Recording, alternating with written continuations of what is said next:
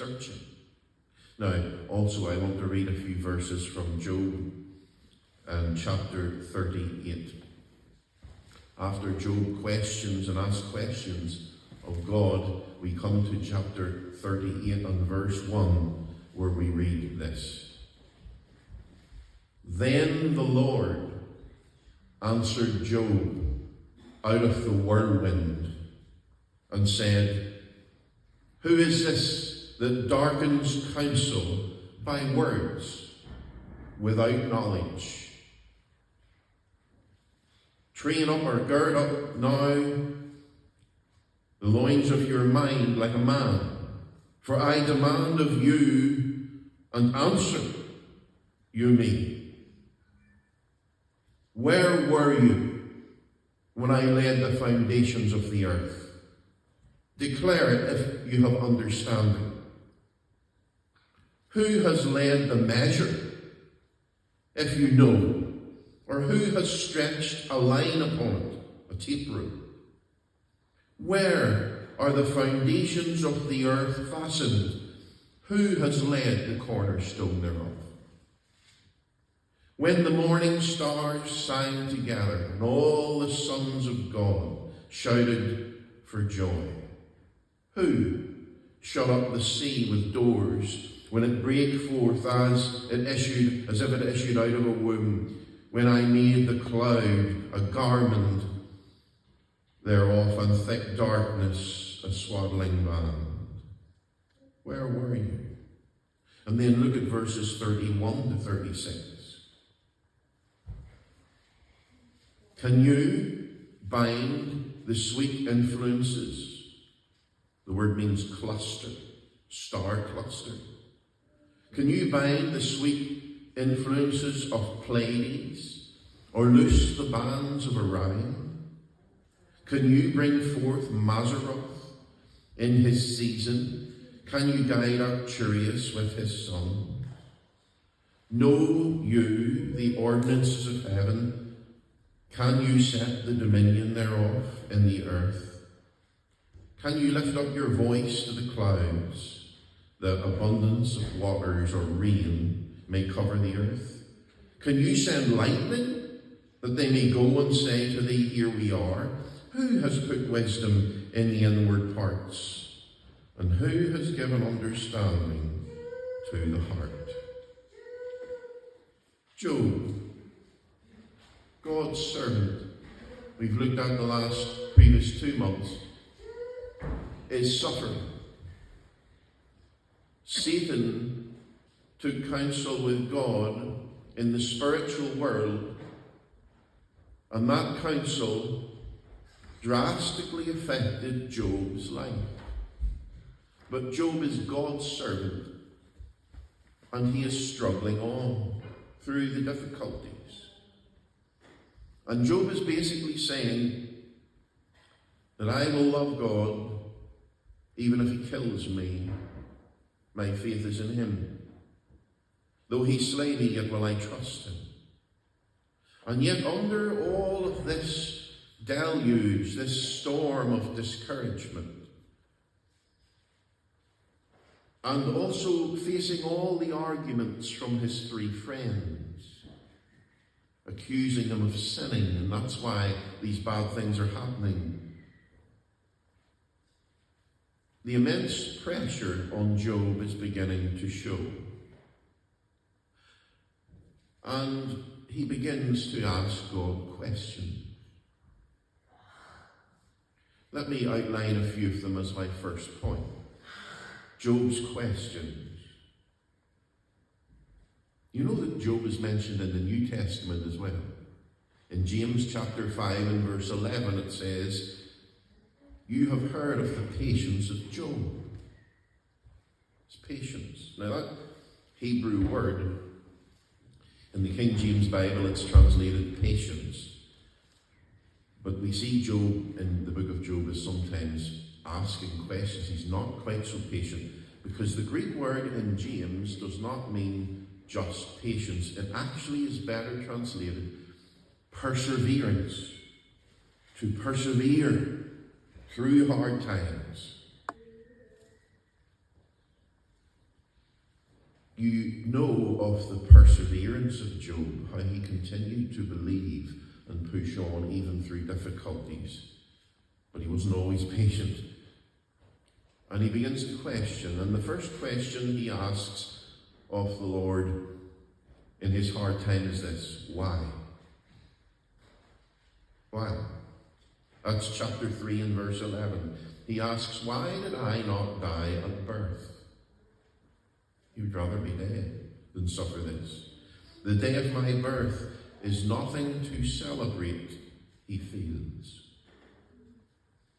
In verse 9 of chapter 3, he says, let the stars be dark. Let no joyful voice come. Verse 7. And then he asks another question in chapter 17, verse 2. He says, why do people mock me? You can imagine it, can't you? Job, the greatest of the men of the East, it says in chapter 1. The greatest. And then suddenly he is reduced to nothing. His health is gone, his wealth is gone, his family is gone. Sitting among the ruins, the greatest of the men of the East. There's always some people, and they would say, oh, look at Job, that greatest of the men of the East. Ha ha ha. Look at him now, he's not so big anymore. You see, if Job was truly a godly man, which he was, he would have had many enemies. If he was truly wise, many would have been jealous of his wisdom. If he was truly rich, many would have been covetous of his wealth. And he asks in that chapter, why do people mock me? Chapter 17, he is surrounded by people mocking him because of what happened to him. And actually in chapter 17, verses 2 and 4, Job is using people mocking him, and he's rehearsing it in prayer to God, as a weapon in prayer to God. Lord, my condition continuing as it is provoking your enemies to mock me for my faith in you. He asks the question also in chapter 21, why do the wicked prosper? Chapter 1, that is, verses 7 to 15. They grow old, verse 7. They are mighty in power, verse 7. The wicked. Their children grow before their eyes, verse 8. Their houses are safe, verse 9. God's rod is not upon them, verse 9. All these things Job quotes in that chapter. They are rich, verse 10. They dance and have music, verse 11. The wicked. Therefore, they say to God, depart from us, for we desire not the knowledge of your ways, verse 14. Haven't many in this world asked the same question? Why? Why is it the wicked prosper in this world? Why? Psalm 73 answers that. But Job also says something about it. Look at chapter 21, verses 17 to 21. Why do the wicked prosper? This is this question. And Job answers it in chapter 21, verses 17 to 21. He says, how often is the candle of the wicked put out? How often comes their destruction upon them? God distributes sorrows in his anger. They are as stubble before the wind and chaff that the storm drives away. God layeth up his iniquity for his children and rewards him, and he shall know it. His eyes shall see his destruction, and he shall drink of the wrath of the Almighty. For what pleasure has he in his house after him, when the number of his months is cut off in the midst? Job asks the question, why do the wicked prosper? Why did I not die at birth?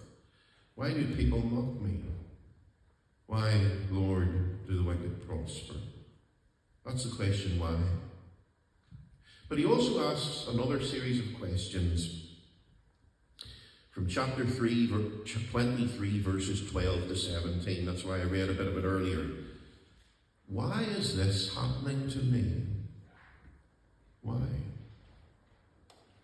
And in that chapter he says, I have not disobeyed God, but God is letting this happen to me.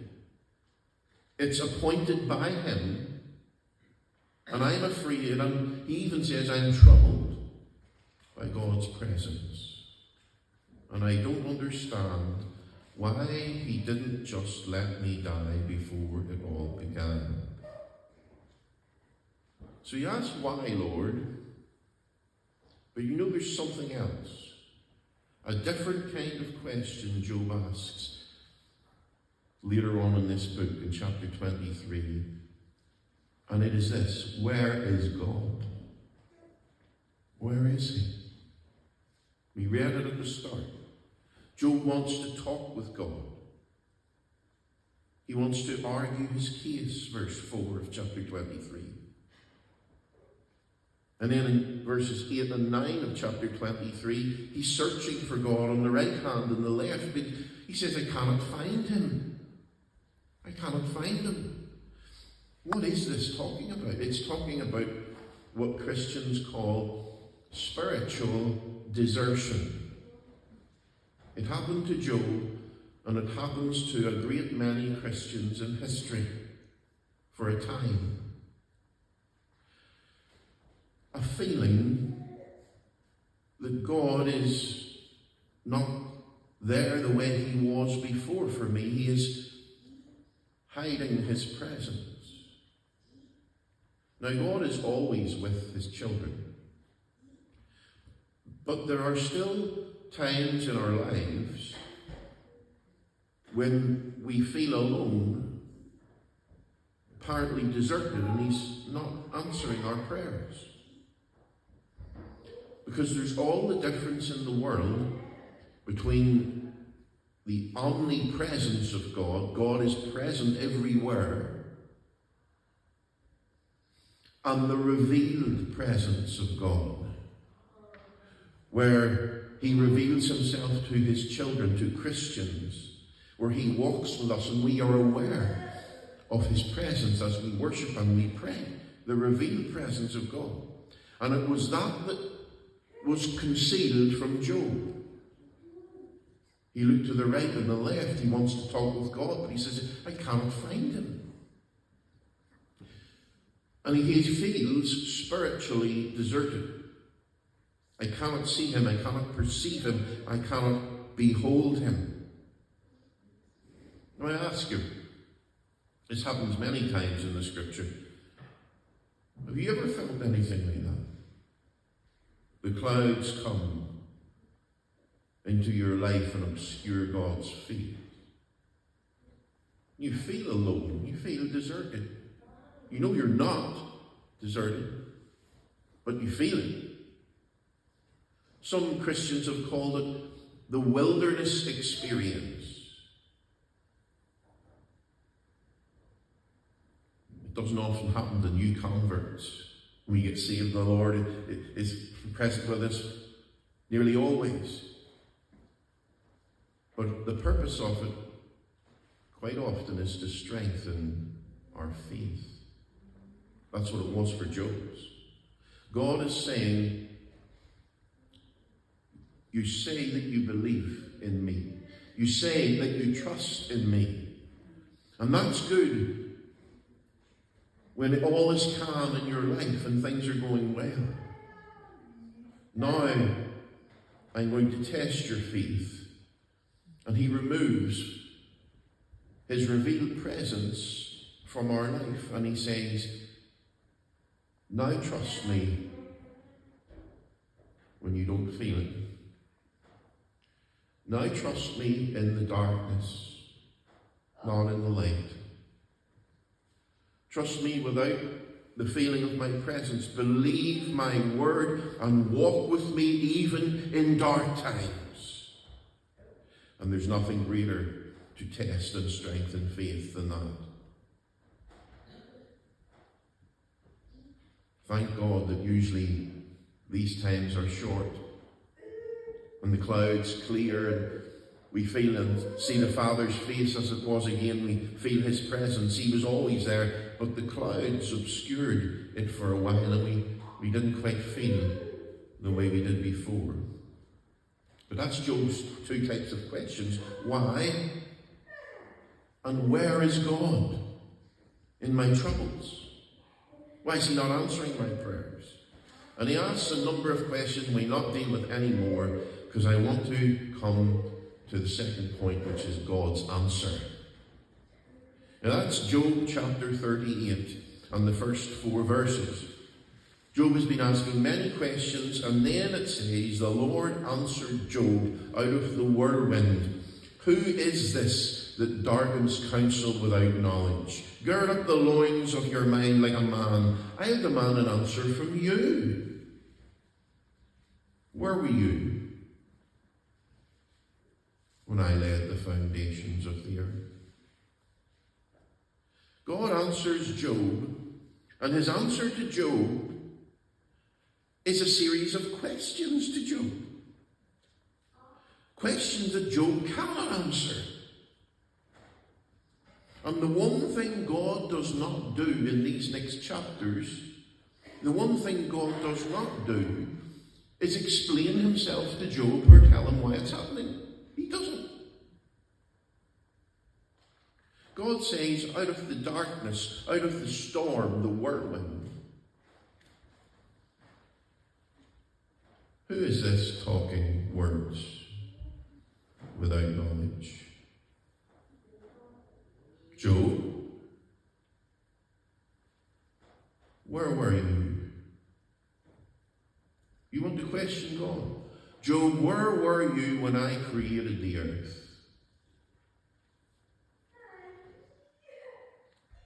When the morning stars sang together, verse 7, where were you? When I set the boundaries for the oceans and the seas, verses 8 to 11, where were you? And Job didn't answer, because it's obvious he wasn't there. He doesn't know anything about it. And then God continues to question Job, and he says, not just where were you? What do you know? What do you know, Job? What do you know about death? Verse 17. What do you know about death? See, look at verse 17. Have the gates of death been opened to you? Or have you seen the doors of the shadow of death? Job, verse 22. What do you know about the weather? Verse 24. Job, what do you know about light? What is the way to the place where light is dispersed from? And then there's more questions God asks Job. Job, what can you do? What can your power accomplish? Did you place the stars in the sky? Verse 31 and 32. Can you bind the sweet influences of the Pleiades, or loose the belt of Orion? Can you bring forth Mazzaroth in his season, and can you guide Arcturus? Pleiades, and if you're into astronomy, not astrology, astronomy. The Pleiades is a constellation of stars that looks like a small saucepan. It's best seen through binoculars. God is saying, did you place the constellation in the sky? It's a star cluster. Can you loose the band of Orion, the belt? Orion is one of the biggest constellations of stars in the night sky in the northern hemisphere. It's massive. It's the shape, in a way, of an old type of egg timer, a sand timer that can count down the time. And the three bright stars across the middle are called the belt of Orion in the night sky. God's saying, I placed those there. Did you place them there, Job? And by the way, that belt of Orion, the Great Pyramid in Egypt, inside it there's a chamber called the Star Chamber. And when you look out at the exact date, the certain time of year, the Star Chamber view is lined up exactly with the belt of Orion in the Great Pyramid in Egypt. And the belt of Orion, if you look at it in the night sky as a line going left, it points to Sirius, the brightest star in the northern hemisphere. Can you bring forth Mazzaroth? That's another constellation of stars. Or, God says, can you guide Arcturus with his sons? Arcturus is the second brightest star in the night sky in the northern hemisphere. God is saying to Job, Job, can you guide the constellations in the universe by your power? Can you control the weather, verse 34 to 35? And the answer, of course, Job doesn't say it, but the answer is no. What can you do, Job? Not much. And then God says more than this. Job, look at the creatures I made. Chapter 39, verses 1 to 30. Look at the creatures I made. Behold, Behemoth. Chapter 40, verse 15 to 24. Behemoth. Do you know some modern translations in chapter 40, verse 15 to 24, translate that Hebrew word hippopotamus? That is liberal evolutionary thinking among Bible translators. A hippopotamus. Behold the hippopotamus. Listen, it says, behold Behemoth, the chief of God's creatures. Verse 19. And the Hebrew word means the greatest, the biggest of all the created things God made. Is a hippopotamus the chief of the creatures that God made? No. Well, then they say, well, it must be an elephant. Well, look at the chapter 40. Look at verse 17 to 19. And see if this sounds like an elephant. He moves his tail like a cedar. His sinews, the sinews of his stones are wrapped together. His bones are as strong pieces of brass. His bones are like bars of iron. He is the chief of the ways of God. He that has made him can make his sword to approach unto him. Surely the mountains bring him forth food, where all the beasts of the field play. He lies under the shady trees, in the covert of the reed on the fens, the damp ground. The shady trees cover him with their shadows. The willows of the brook compass about him. Behold, he drinks up a river. He doesn't rush, he hastens not. He trusts that he can draw up Jordan into his mouth, the whole river. He's so big. He taketh it with his eyes, and his nose pierces through snares. Now, the next time you go to a zoo, Dublin has a great zoo. Look at the elephant. And look at its tail. Does it look like a cedar tree? No, it looks like a knotted piece of string. So it's not a hippopotamus and it's not an elephant. Its tail is as big and moves like a huge cedar tree blows in the wind. It's not an elephant, it's not any of those things. I don't think it's any creature alive today. I'm not saying for certain what it is, but it sounds to me very like one of those great big dinosaurs that used to live and were wiped out just at or after the flood. And the habitat sounds very like one of the great dinosaurs called the Brachiosaurus, the biggest land animal ever found in the fossils.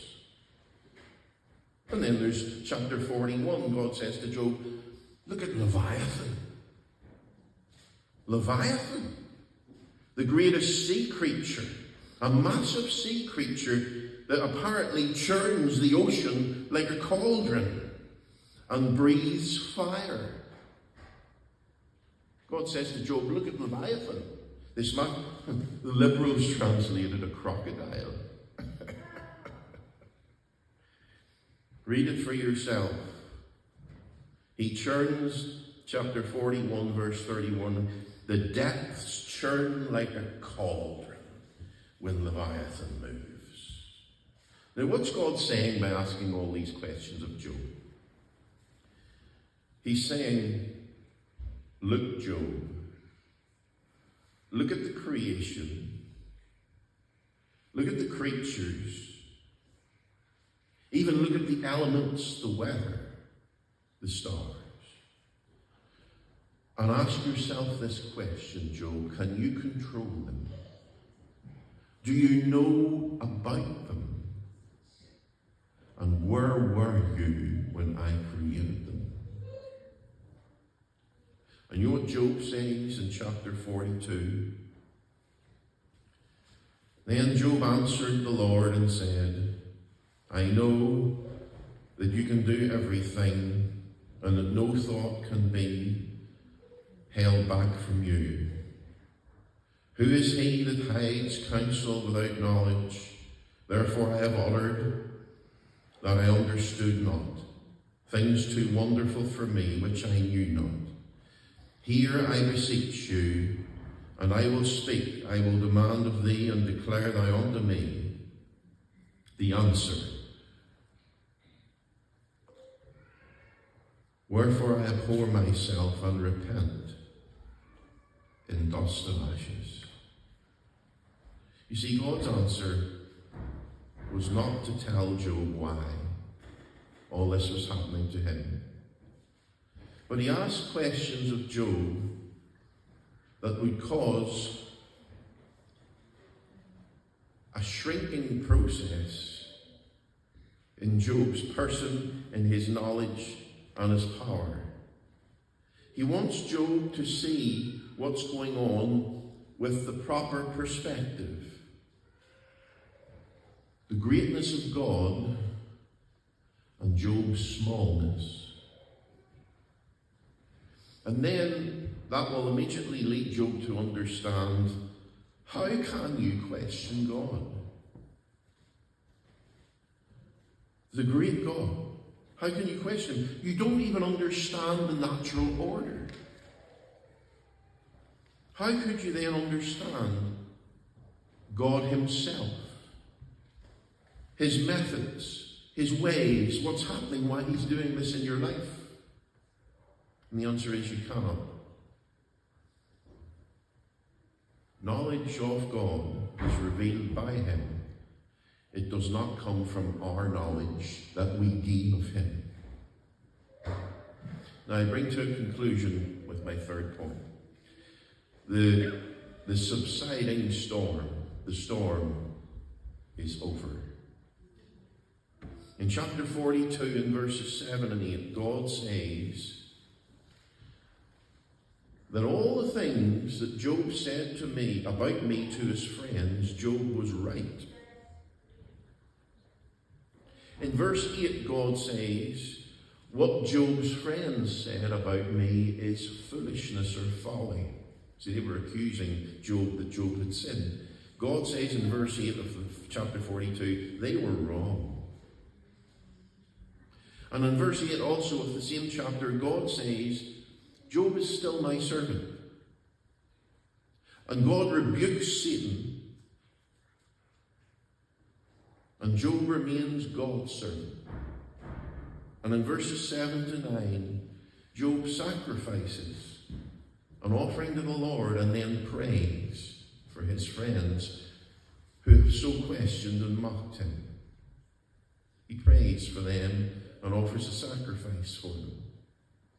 And in verse 10 we read of the last chapter, verse 10 of chapter 42. And the Lord turned the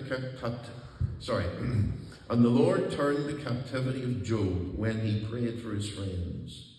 Also the Lord gave Job twice as much as he had before. His blessings were returned when he prayed for his friends. Twice the lifespan. He was twice as rich as before. He had 10 more children, 7 more sons and 3 more daughters. And you notice, if you read down where it actually talks about his children, new children being born, it actually emphasizes his daughters. And it names his daughters. It tells us their names, but not the names of the sons. And it tells us also that they, the daughters, had an equal inheritance with the sons, which was against the whole culture of Job's time, because he's a real spiritual man, and of course he understood, as the Bible teaches, that though men and women are different, they have different roles, and the man is the head of the house and so on, but in value before the Lord, men and women are equal, equally as precious. Different roles, but equal in value.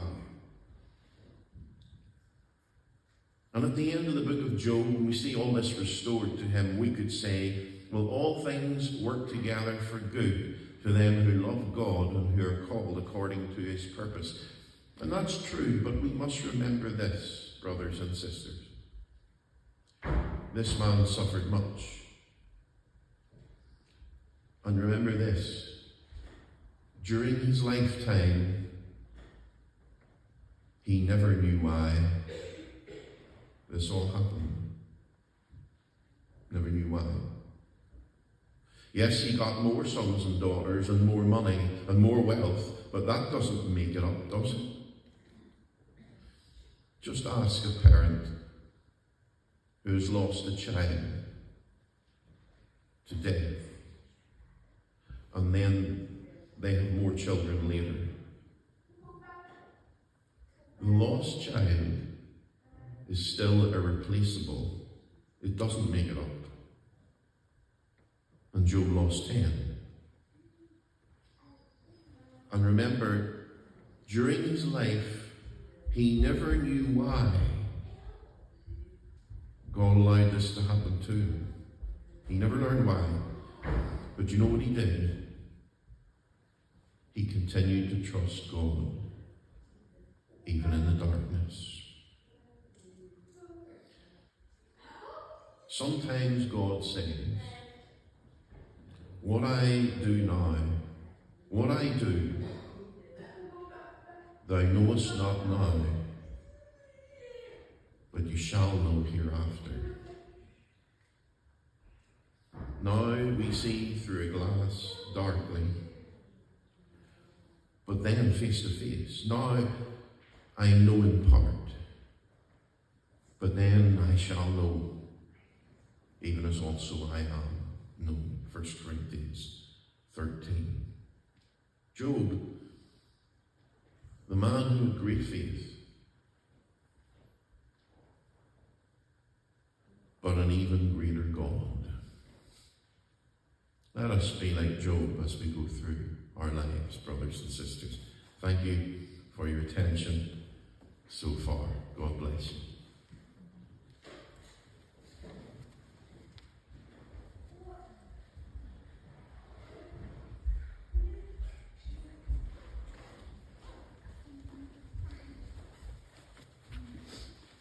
We are into individual worship time. Let's all worship together in the light of the word. I request Sunday school team